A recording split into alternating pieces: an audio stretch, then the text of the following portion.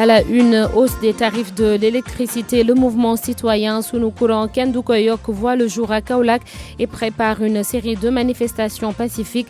Les membres sont convaincus que l'État a appliqué cette augmentation avant la date annoncée. L'hôpital régional de Kolda souffre plus que ses usagers. La structure manque de spécialistes et d'équipements. Des patients ne sont pas opérés faute de consommables. La direction générale de Dakar Dem Dikk et les syndicalistes jouent les prolongations et c'est le responsable commercial et marketing de la société de transport qui juge insensé la requête de l'intersyndicale. Des travailleurs demandent à l'OFNAC de fouiller la gestion du directeur général. L'incendie des 2 maisons de Moustapha Cissé Lo en chambre criminelle de Diourbel. L'affaire sera jugée dès l'ouverture de la session. Elle remonte à 2014 et oppose le responsable politique à Serigne Assane Mbacké.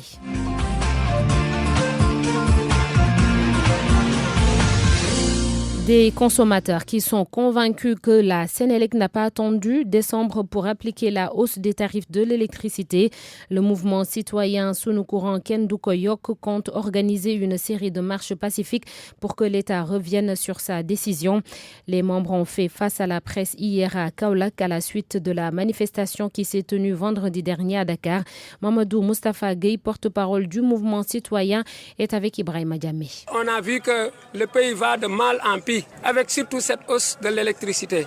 Les ménages souffrent très difficilement et durement. Je ne dirais pas de conjoncture. C'est la raison pour laquelle nous lançons un appel au peuple kaolackois, d'ailleurs en particulier, et au peuple sénégalais qui a déjà mis les premiers jalons à Dakar et dans les différentes régions du Sénégal pour que nous, ici à Kaolack aussi, on vole à notre secours pour une mobilisation afin que vraiment ce gouvernement ne soit pas recule. Parce qu'il y a un grand politicien sénégalais qui disait qu'on n'arrête pas la mer avec ses bras. Et avec ce régime-là, il faut qu'on réagisse afin qu'il sache que les populations sénégalaises, généralement et kaolackoises particulièrement, sont très fatiguées. C'est un combat qui vient de commencer. Nous allons commencer par des marches pacifiques. Nous allons interpeller qui que ce soit, en l'occurrence le préfet du département de Kaolack. Maintenant, notre deuxième plan d'action, après concertation, nous verrons ce qu'il faudra faire. Mais il peut y avoir un refus catégorique de toute la population, je dirais, du Sénégal, de ne pas payer les factures de courant comme le faisait la reine de Cabrousse, Aline Sitoé Diatta, contre l'administrateur colonial. Plus de 3000 chefs de famille ont manifesté pour réclamer leur dû ici à Dakar. Ce sont les personnes touchées par le projet du train express régional et qui veulent disposer de leur nouveau site de recasement. Le collectif national évoque des lenteurs dans l'aménagement et la viabilisation des terrains Nongoka dans la banlieue de Dakar. Leur patience commence à atteindre ses limites pour le président du collectif national des impactés du train express régional. La longue attente ne peut plus continuer. Il faut qu'on refasse surface encore. On a constaté qu'au Sénégal, quand tu fais des démarches passives, les autorités ne t'entendent même pas. Makodou Fall et ses camarades exigent au plus vite l'aménagement et la viabilisation des sites octroyés aux familles impactées par le TR. Il y a 3000 chefs de famille, 3000 notifications à faire sur le département de Pikine. On nous a dit que pour Malika, ils sont limités à 708 notifications. Ça reste plus de 500 ou 600 notifications. Au comité de Thiaroye, ils ont compté jusqu'à 135 parcelles à viabiliser. Ils ont dit que le camp est plein maintenant. Les autres, on les renvoie sur Malika. Voilà la situation des sites. On a constaté un retard du côté des autorités étatiques par rapport à l'aménagement des sites. On nous a donné le montant de l'indemnisation. Donc ce qui reste, c'est les terrains et l'accompagnement social et la vulnérabilité. Sur les titres de propriété, on a constaté qu'il y a beaucoup d'omissions. Le dernier acte posé par les autorités remonte à décembre 2018, ce que le collectif dénonce. Le 26 décembre 2018, le préfet de Pikine avait pris un arrêté pour le suivi, évaluation et aménagement des sites de recasement. Mais depuis lors, il n'y a pas d'évolution. On a récemment écrit une demande d'audience au nouveau gouverneur Sall. Rien n'est encore fait. Le centre Jacques Chirac de Thiaroye a été finalement trop étroite pour contenir la mobilisation du collectif national des impactés du TER. Nongaka Thiaroye, RFM. La gestion de Dakar Dem Dikk continue de faire polémique. Le directeur commercial et marketing apporte la réplique aux travailleurs de l'intersyndicale. Il précise que ce n'est pas aux syndicalistes de définir la politique d'orientation de la société de transport. Upaotep Kadior Mendy ajoute que l'OFNAC n'a pas besoin de fouiller la gestion du directeur général. Il l'a dit à Ziguinchor où nous retrouvons Lamine Ba.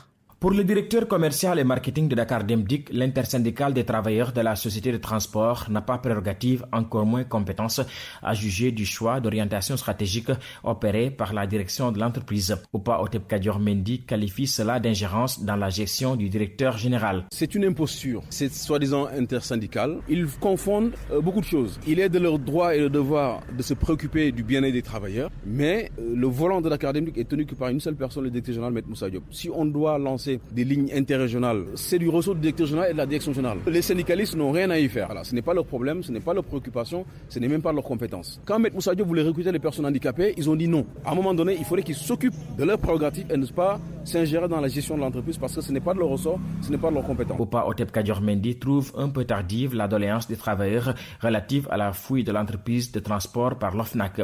À l'en croire, le directeur général de Dakar Demdik, dont la gestion est donnée en exemple par la RMP, s'est déjà soumis à l'exercice de déclaration de patrimoine auprès de l'OFNAC. L'OFNAC est venu à Dakar Demdik et a dit chapeau Moussa Diop parce que ta gestion est limpide. Donc ils sont en retard. Moussa Diop, comme beaucoup de directeurs généraux au ministre, dès qu'il a pris service, fait une déclaration de patrimoine. Le dernier rapport de la RMP a félicité M. Moussa Diop sur sa bonne gestion. Le responsable de l'alternative générationnelle de la commune de Ziguinchor se prononçait lors d'une rencontre du bureau politique de la section communale de son parti pour informer du lancement imminent de Casamance Demdik par le directeur général de Dakar Demdik, Maître Moussa Diop. Lamine Ba, Ziguinchor, Radio Futur Média. Le cri du cœur des usagers de l'hôpital régional de Kolda. Des patients sont obligés de prendre en charge tous les frais d'opération ou de rentrer chez eux. Par ailleurs, la structure manque de spécialistes et d'équipements. Le reportage d'Abdoulaye Diallo à Kolda. L'hôpital régional de Kolda traverse une situation alarmante selon des usagers de cet établissement public de santé. Une situation alarmante. Imaginez-vous des patients qui ne peuvent pas se faire opérer à cause d'une rupture d'électrode. Des patients qui sont convoqués au bloc pour leur intervention et qui ont payé toutes les charges inhérentes à cette intervention-là et qui ne peuvent pas se faire opérer parce qu'on nous dit que le bloc est en rupture d'électrode.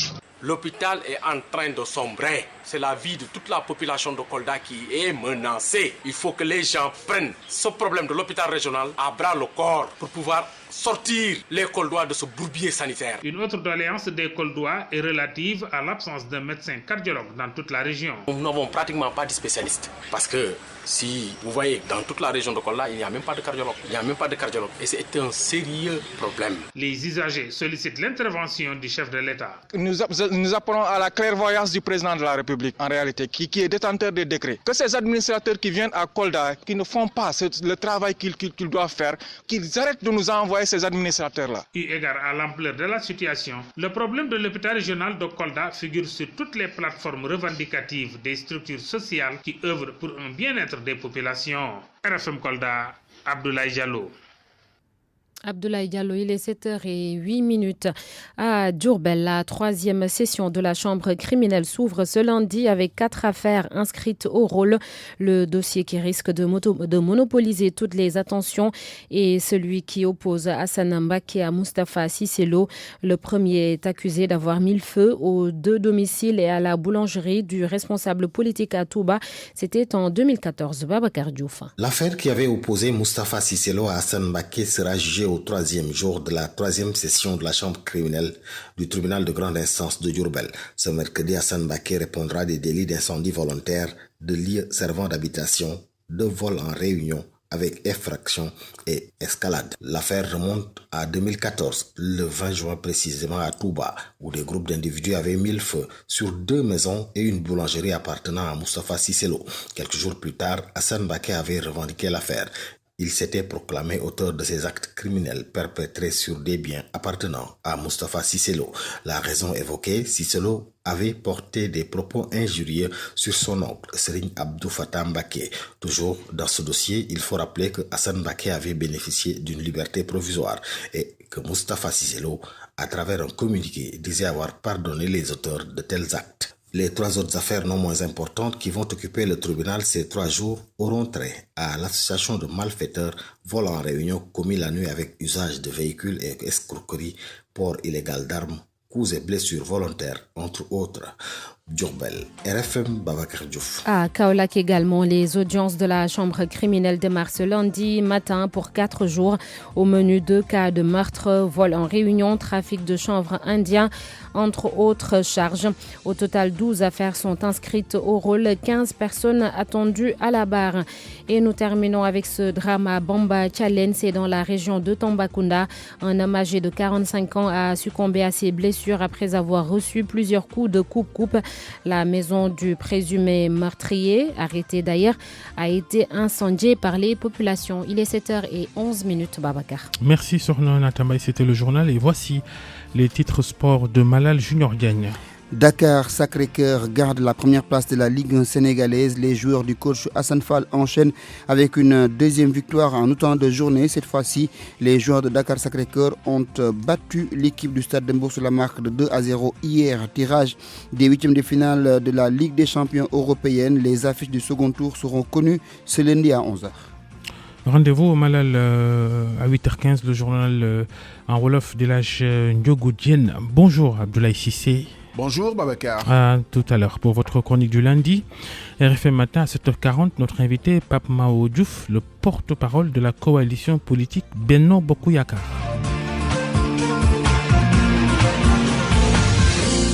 Bon début de journée à tous. RFM Matin, la culture, c'est Ndaté Diop et d'abord du cinéma. Bonjour. Ouverture aujourd'hui de la 10e édition du Festival international du film documentaire de Saint-Louis. Du cinéma en plein air avec plus de 40 projections gratuites. Cette année, c'est le réalisateur et producteur Ousmane William Mbaye qui a été désigné président du jury de la compétition officielle. Anne Rocha a rencontré les organisateurs à Saint-Louis. Le week-end a été intense pour l'équipe de coordination de cette 10e édition du Festival international du film documentaire de Saint-Louis. Cette année, nouveau départ, explique Sébastien Tending, membre de l'équipe. Ces dernières éditions, c'est vraiment porté par Sunui Film de Souleymane Kébé et Chrysalide Diffusion porté par Dominique Ollier. Quelque part, on repart à zéro. Le master n'existe plus parce qu'il n'y avait plus de financement qui venait en majorité du Nord. Malgré des soucis financiers, la team fait dans la résistance. Elle souhaite plus d'engagement de la part des autorités locales notamment pour soutenir ce festival exclusivement réservé aux documentaires. Si on veut que ce festival-là se pérennise, il faut de plus en plus que les partenaires locaux s'impliquent, notamment la mairie, pour que l'aide soit beaucoup plus conséquente. Et aujourd'hui, on a vu que le storytelling est très important. Il y a tellement de jeunes qui ont des histoires à raconter qu'on s'était dit qu'il serait beaucoup plus adéquat en fait de miser sur le cinéma du réel au lieu d'aller sur de la fiction. Pour la première fois depuis 9 éditions, le trophée Sargal Doc sera remis à un cinéaste qui n'est pas africain mais qui travaille sur l'Afrique, le réalisateur Stefano Savona. Autre nouveauté, une séquence panorama Sénégal avec des films tournés chez nous en Wolof et qui seront projetés en plein air dans plusieurs quartiers populaires comme Sor et Gendar. Anna Rocha a été à Saint-Louis avec une vingtaine de confrères et de consoeurs de la sous-région pour une formation de 9 jours. À l'issue, ils ont élaboré une charte dite des journalistes culturels francophones. C'est pour mieux prendre en charge la problématique des enjeux culturels en Afrique. Dakarcourt, le Festival international de cinéma, a baissé ses rideaux. Le palmarès est le suivant. Un air de Cora de la réalisatrice Angèle Diaban a remporté le Grand Prix national Annette Mbaye d'Erneville. Le Grand Prix du jury est allé à Laurence Attali avec son film Tabaski. Alassane Sy et Fatou Ndiaye ont remporté respectivement le prix de la meilleure interprétation masculine et celui de la meilleure interprétation féminine. C'est tout pour cette chronique. Rendez-vous demain. Merci Ndaté Diop. RFM Matin. RFM Matin. L'émission qui réveille le Sénégal. Il est 7h14 et la chronique d'Abdoulaye Sissé, le gouvernement sénégalais et ses chiffres parfois pas très exacts. Des régimes sont bien tombés ailleurs pour beaucoup moins que ce qui mobilise aujourd'hui au Sénégal le mouvement Nyolank Nyobagne contre la hausse du prix de l'électricité.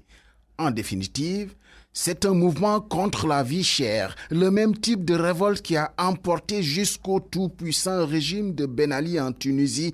C'est dire qu'on ne peut jurer de rien de l'avenir de cette revendication fédératrice.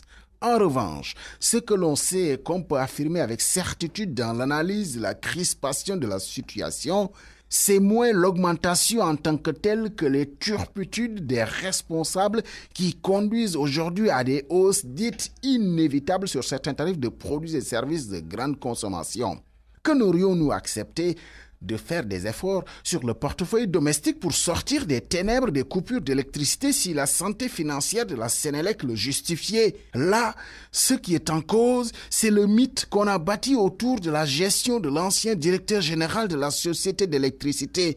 Tel Zorro, c'est Mohamedou Makhtar Cissé qui s'est construit ce mythe avec certainement une complicité coupable d'une certaine presse. Si ce n'est pas de la complicité, il y a au moins de la cupidité pour dire le moins, pour avoir bu les paroles sans le moindre OK.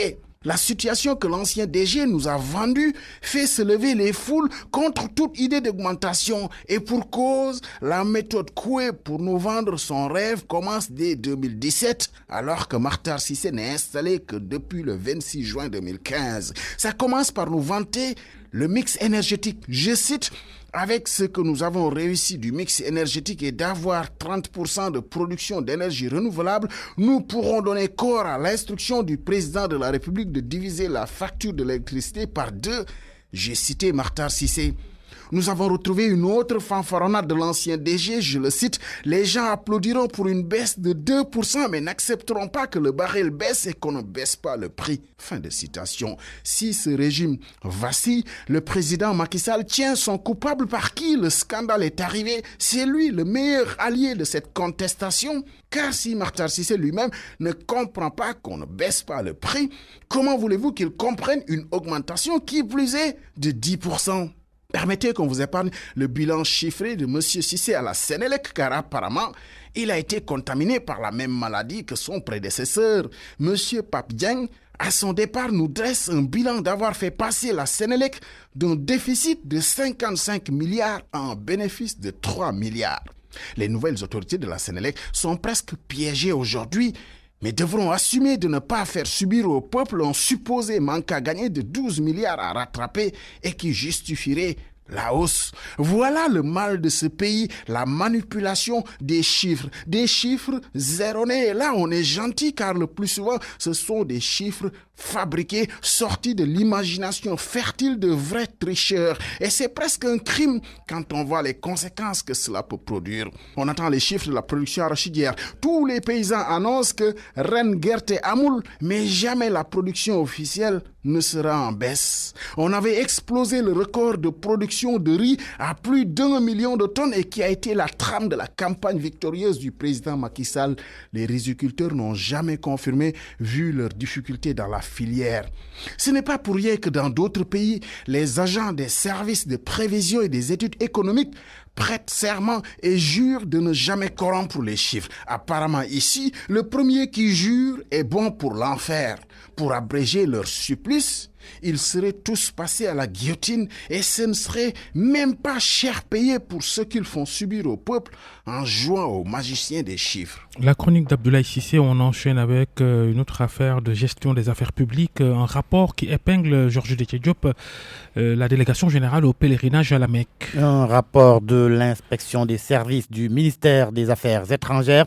L'observateur révèle que les constats faits dans la synthèse du rapport définitif de vérification du fonds d'avance du pèlerinage 2016 sont sans appel. Ils vont du paiement indu à des missionnaires au viol des dispositions du code des marchés en passant par des surfacturations et autres fausses certifications de services.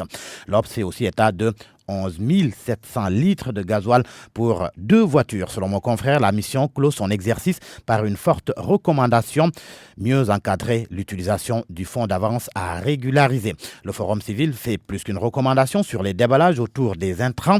Selon l'AS, l'organisation exige la lumière sur 380 milliards de francs CFA. Birahim Seck, qui s'est prononcé sur la sortie de Moustapha Cissé Lo relative à la distribution des intrants agricoles, demande au président de la République de prendre des mesures dans ce sens. Pour lui, l'État a le devoir de publier la liste des bénéficiaires des intrants et autres semences. La requête fait suite à la guerre verbale à l'APR. À ce propos, indique Vox Populi que leurs camarades doivent se ressaisir. C'est Seydougué qui le dit. Ils sont, selon lui, adultes et doivent s'autoréguler. Dans l'entretien accordé au journal, le ministre conseiller en communication du président de la République avertit aussi ceux qui menacent de marcher sur le palais. Selon lui, ceux qui sortent de la légalité s'exposent aux rigueurs de la loi et l'État restera ferme. Des propos qui font dire à Vox Populi que le monsieur Com du palais siffle la fin de la récréation. La fin de la récréation, le président va la siffler si l'on se fie bien sûr à Abdoumbo. Le quotidien se fait l'écho de ses propos hier d'un remue-ménage de RFM. Le quotidien qui rapporte aussi l'analyse de Montmartiam sur la situation à l'APR et dans le pays. Mon confrère indique que l'ancien conseiller en communication de Ouad suggère à Macky Sall de faire attention au mouvement de contestation contre la hausse du prix de l'électricité et à mettre un terme au terrorisme verbal entre Moustapha Cissé Lo et Yahambaye qui, à son avis, est en train de parasiter son action. Dans le Soleil, Alioune Fall, conseiller du président Macky Sall, évoque les mêmes sujets. L'APR et ses remous, les tensions sociales, le refus de débattre de l'éventualité d'un troisième mandat. Interview à lire aux pages 12, 13 et 14 du quotidien gouvernemental. Autre interview, mais cette fois-ci dans Enquête, entretien avec Souleymane Teliko, le président de l'UMS, l'Union des magistrats sénégalais. Il est question de l'indépendance de la justice, des conditions de travail des magistrats, du Conseil supérieur de la magistrature, entre autres. Selon lui, depuis 2 ans, les avancements sont bloqués à cause d'un décret qui n'aurait pas été signé.